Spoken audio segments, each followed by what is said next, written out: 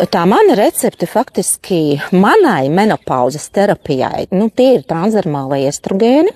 Tātad estrogēni, kurus es lietoju uz ādas katru dienu, kopā ar dabiskā progesterona preparātu.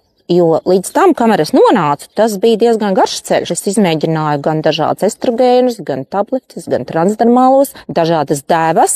Runājot par uzturbagātinātājiem, tie neapšaubām ir dažādi mikroelementi, kas dod spēku, enerģiju maniem muskuļiem, uztur manas locītavas, kardiovaskulāro sistēmu, labu holesterīnu līmeni.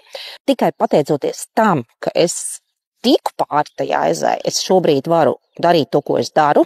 Es varu turpināt strādāt savā klīnikā, es varu turpināt strādāt daudz ar savām pacientēm, es varu viņām palīdzēt, es varu turpināt mācīties, attīstīties, es varu turpināt iet uz priekšu. Tādā mirklī, kad tu esi ticis pāri, tad tu saproti, ka dzīve turpinās, viņa turpinās pilnvērtīgi un varbūt pat vēl pilnvērtīgāk.